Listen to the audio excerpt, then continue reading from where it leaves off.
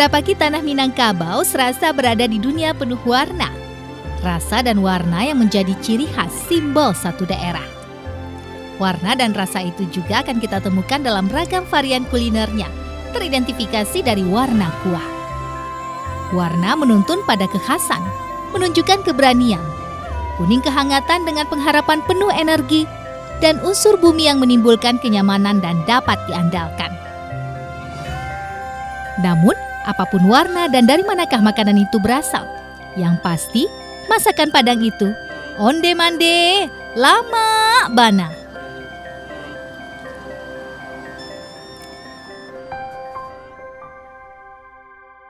Pagi itu saya ada di kota Payakumbuh, salah satu kota kecil di Sumatera Barat yang berada di tengah-tengah Kabupaten 50 kota. Aktivitas di kota Botiah ini tidak terlalu ramai, tapi sebenarnya kunjungan wisatawan lokal dan Nusantara relatif banyak ke sini, terutama di hari libur. Selain indah, kota ini memikat lidah pengunjungnya dengan sederet kulinernya yang nikmat dan menggugah selera.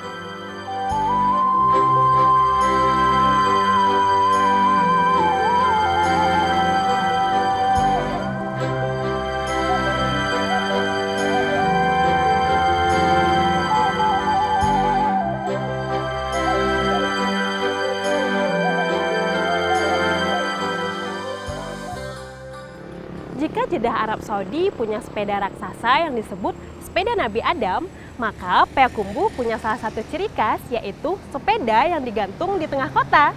Ada yang menyebutnya sepeda ontel raksasa, kereta gadang, bahkan dan lainnya. Nah, saya di sini bukan untuk mengajak pemirsa untuk menaiki sepeda ini, tapi kita sedang berada di kawasan yang menuju kuliner Minang. Tetap bersama saya hanya di Pesona Indonesia.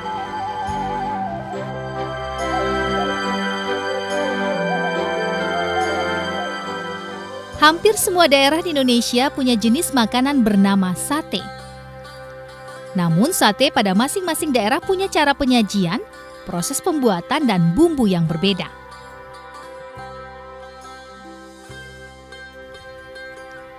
Dalam ragam varian sate Padang terdapat salah satunya sate dangwang-dangwang. Sate dangwang-dangwang adalah sebuah hidangan sate ciri khas daerah Payakumbuh dan 50 kota. Sate dangwang-dangwang memakai daging sapi dengan varian tidak hanya daging padat tapi juga lidah, hati, dan jantung. Pada setiap tusuk sate, daging dibaluri bumbu semacam kelapa halus yang membuat daging sate secara keseluruhan menjadi gurih. Dengan kuah kental berwarna kecoklatan dan berasa rempah serta harum bumbu, aroma dan rasanya cepat akrab di lidah.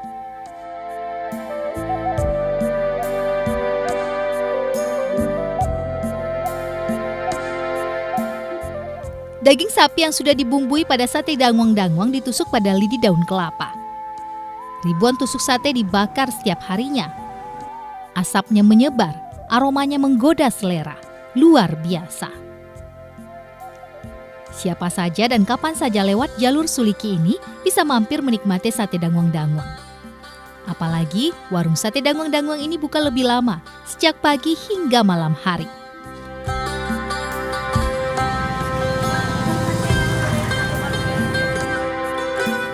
Meski saat ini sate dangwang-dangwang sudah tersedia di berbagai tempat di Sumatera Barat maupun luar Sumbar, kali ini saya ingin makan sate ini dari tempat asal-usulnya, yakni Nagari Dangwang-Dangwang Kabupaten 50 Kota. Saya ingin mendapatkan otentik rasa sate dangwang-dangwang langsung dari tempatnya berasal.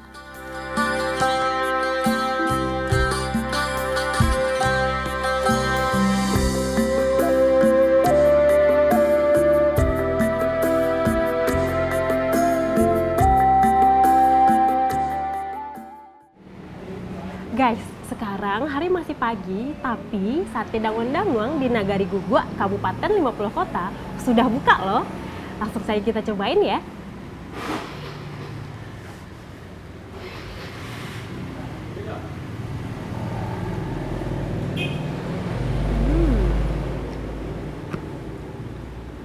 Dagingnya yang sangat padat dan empuk pastinya ya guys ya.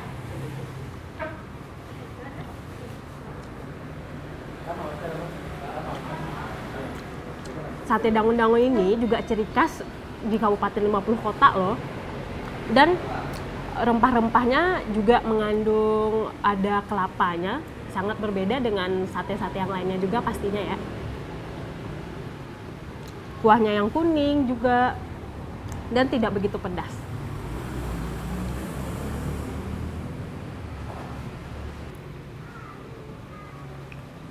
Nah, ini ada kerupuk nih, Ma. Kita cobain pakai kerupuk ya.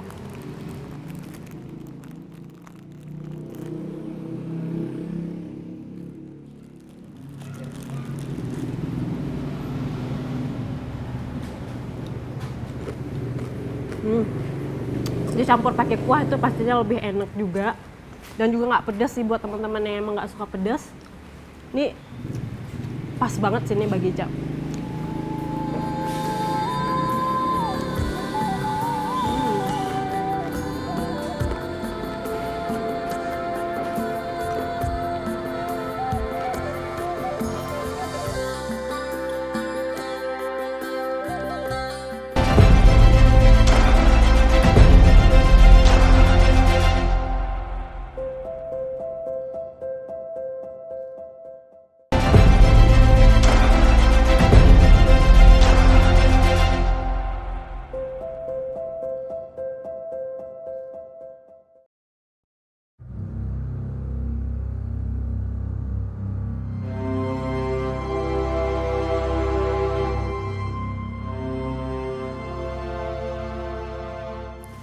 Kawasan wisata Kapalo Banda Taram di Kecamatan Harau, Kabupaten 50 Kota letaknya tidak jauh dari objek wisata Lembah Harau, Sumatera Barat.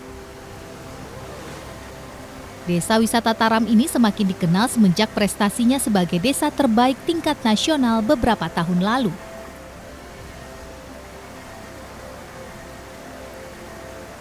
Dahulunya, kawasan ini hanyalah sebuah kawasan irigasi. Namun karena keindahan alam yang ada di sekitarnya, masyarakat setempat yang sadar wisata mengembangkan secara bertahap, sehingga menjadi sebuah kawasan wisata berkonsep pengembangan dan pemberdayaan berbasis masyarakat. Saluran irigasi yang bisa dilewati dengan air yang tidak melebihi lutut orang dewasa ini relatif aman untuk wisatawan keluarga. Di bagian sungai yang relatif dalam, biasanya ada sejumlah rakit wisata yang beroperasi. Sayangnya siang ini tak tampak, barangkali karena air yang sedikit surut. Panorama alamnya menakjubkan dan udaranya segar, membuat tempat ini jadi pilihan wisatawan, terutama untuk mereka pecinta alam.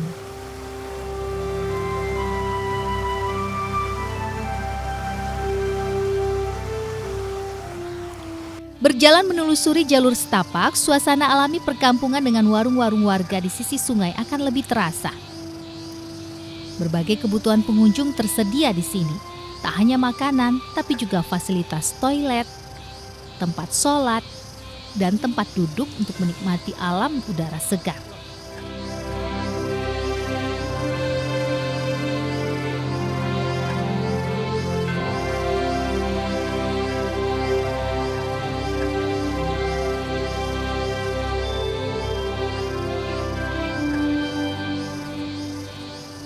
Lebih ke dalam lagi menyusuri jalan, kita akan menemukan hutan pinus. Nah, di sini ada kelompok pemuda sadar wisata yang terus menjaga dan mengelola kawasan wisata ini, sehingga menjadi kawasan wisata rakyat yang terjangkau, indah, bersih dan tertata rapi.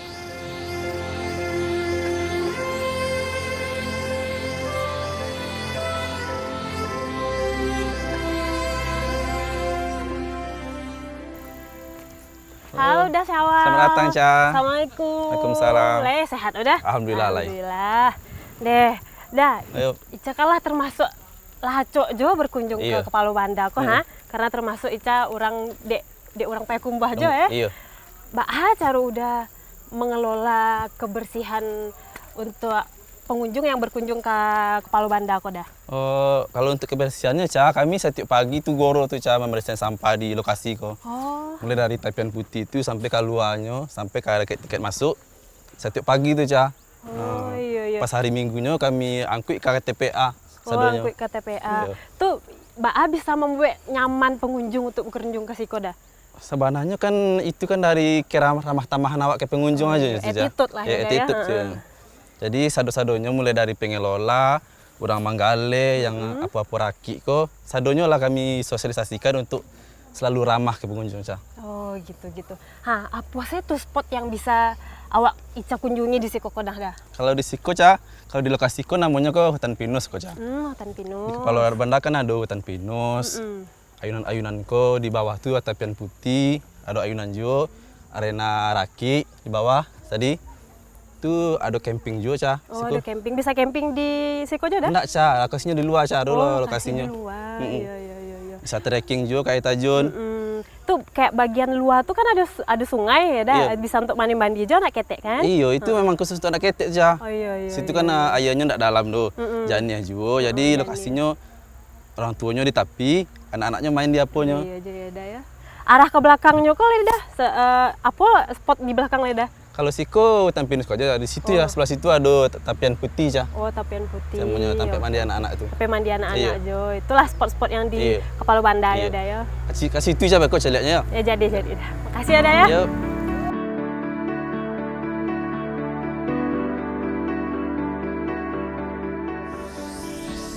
Anak-anak muda pengelola desa wisata ini benar-benar paham pentingnya menjaga kebersihan dan kenyamanan pengunjung agar wisatawan datang dan datang lagi ke sini. Selalu ada saja hal baru yang bisa menjadi objek yang bisa dilihat di sini. Salah satunya, kawasan hutan pinus ini ternyata menjadi salah satu tempat pengambilan adegan salah satu film besar dan bersejarah di negeri ini.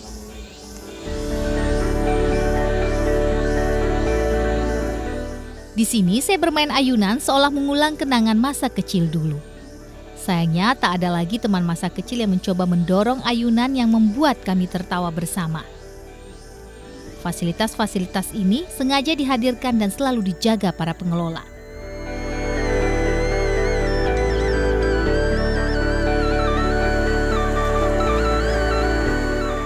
Dari ayunan saya beranjak ke sungai kecil yang jernih di sisi hutan pinus. Jernihnya air sungai ini menambah keyakinan saya betapa hutan ini di hulu sungai benar-benar terjaga.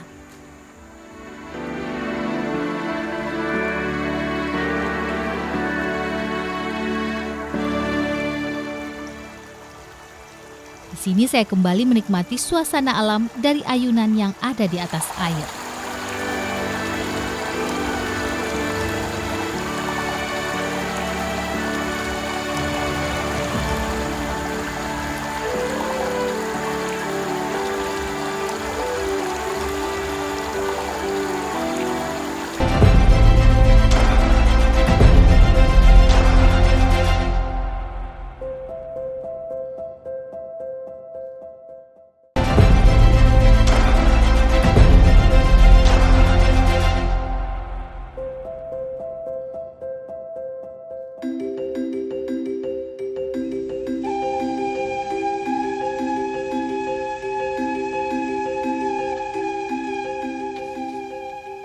Sahabat Pesona Indonesia, saat ini saya masih berada di Sumatera Barat dan hari ini saya melangkahkan kaki di Kota Padang Panjang.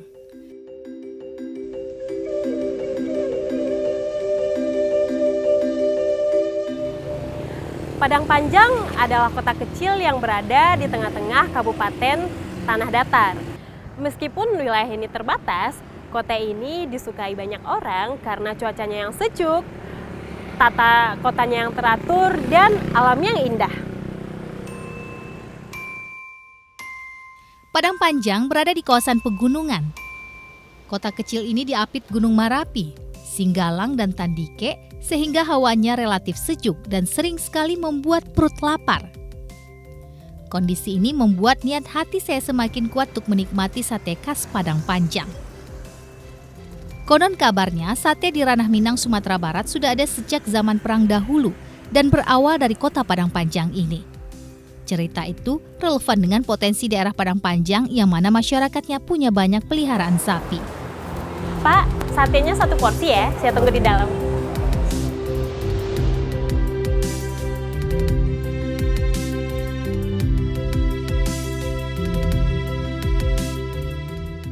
Sate Padang Panjang identik dengan sajian kuahnya berwarna kekuningan atau disebut juga sate kuah kuning yang disajikan bersama ketupat dan sudah disiram kuah. Kuning menjadi simbol cerah namun penuh kehangatan seperti halnya suasana kota ini setiap harinya. Aroma sate menggoda lidah, memaksa kita segera menyantapnya.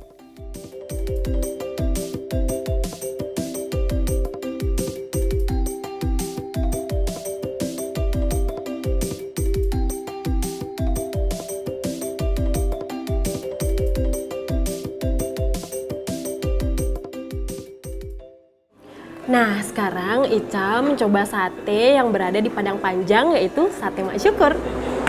Dari segi bentukannya sama seperti sate yang sebelumnya Ica coba, sama ada taburan bawang gorengnya. Ica juga penasaran nih sama rasanya. Ayo langsung saja kita cobain.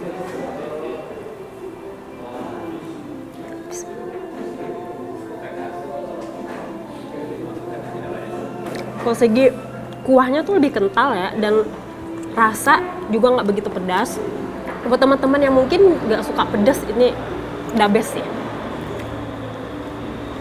Nah, dari segi bentuknya, dagingnya itu juga lebih padat, dan ini warna kuning, itu ada unsur kunyitnya, dan lebih terasa sih rempah-rempah yang lainnya.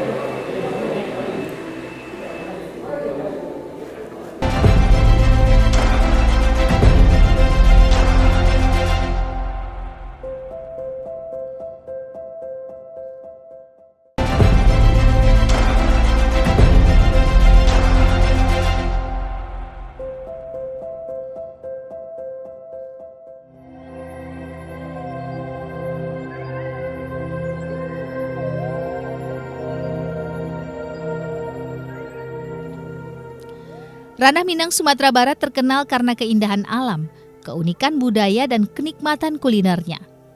Ketiganya berpadu menghasilkan warna-warni yang memukau dunia. Setelah menyusuri daerah Dare, kini saya sampai di pesisir pantai Sumatera Barat. Dalam pikiran saya, rasa kuliner berkuah sate Piaman pasti berbeda dengan sate Dangwang-Dangwang dan sate Padang Panjang. Namun sebelum mencoba sate Piaman, saya ingin menikmati kawasan wisata Pantai Gandoria, Kota Pariaman ini.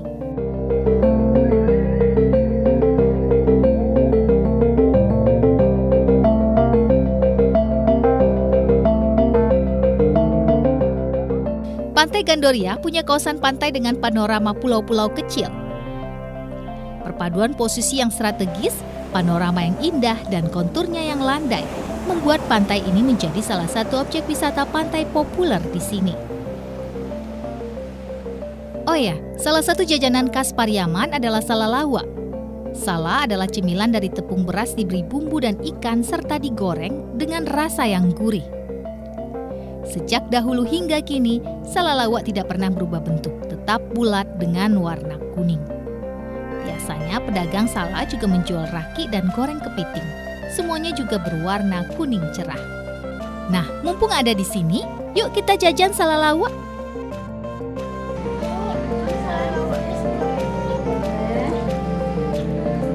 Bungkus, ya. Ini apa? Beye. Oh, beye. Ini dari udang ya? Enggak. Kalau salalawak ini terbuat dari apa? Tepung beras. Beras. Atau ada ikan-ikannya apa gimana? Oh, ada ikan. Oh, ini beda. Ya udah, salalawak aja.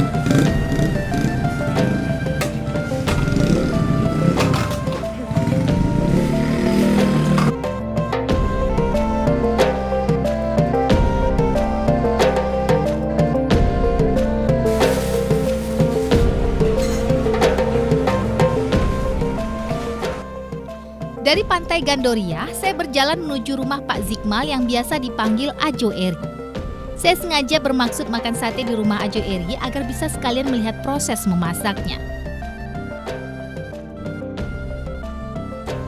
Daging sate Ajo Eri ternyata diproduksi di dapur kayu.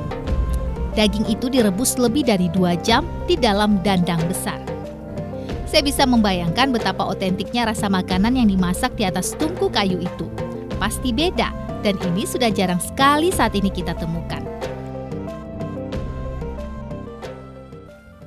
Assalamualaikum. Waalaikumsalam. Dah usah masuk ke mukoca, langsung aja ke dapur. Jadi Jo. Langsung sih Ca masak dapur deh Jo. Ayo Ca, apa Ca? Elok Jo. Kok proses apa aja kini? Pembuatan daging. Pembuatan daging. Barang lama lo pembuatan daging kok untuk selesainya Jo. Kalau itu minimal 2 jam, jauh 3 jam baru nyorak kuah. Barunya empuk lah ya Jo ya. Iya empuk.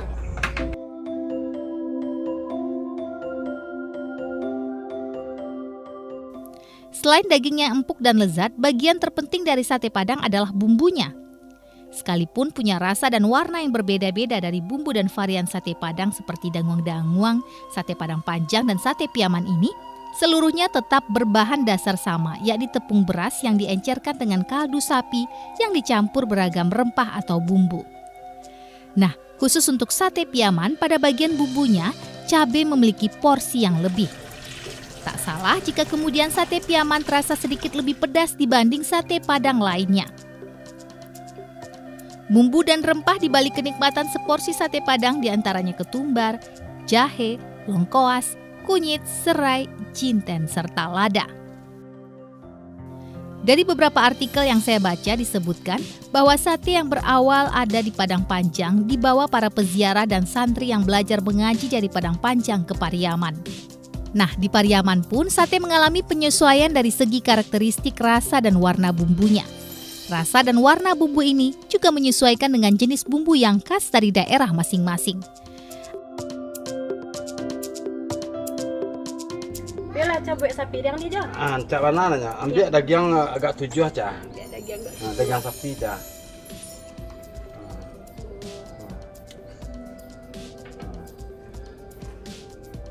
Dia minyak Ca. Minyak. Ha. Kok barang lama bakarnya di Jo? Kalau bakarnya kau pakai kipe Ca. Oh, Ini kipe Ca. Kipe sate Ca. Ininya Ca nama lamona. Ya mungkin daging kariang. Iya. Kalau lah kariang itu daging harumnya.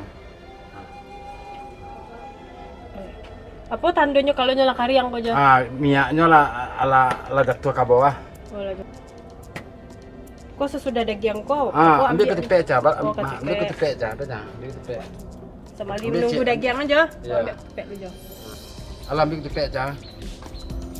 Aja ya. Iya, ini Ca.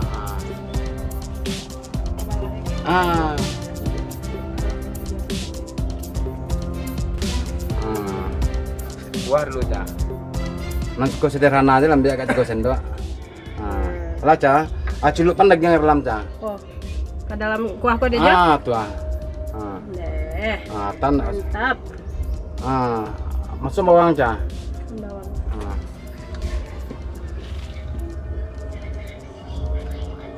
Mantap mana. Mantap kalau siap untuk dimakan le Jo. Ya, Nah, mari kita coba guys.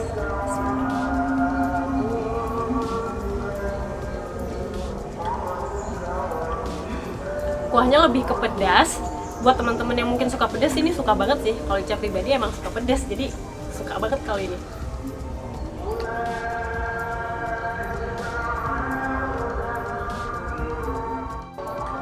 Oh iya, nah Ica tadi beli salawat, jadi kita tidak lupa untuk mencicipinya bersama sate Pariaman.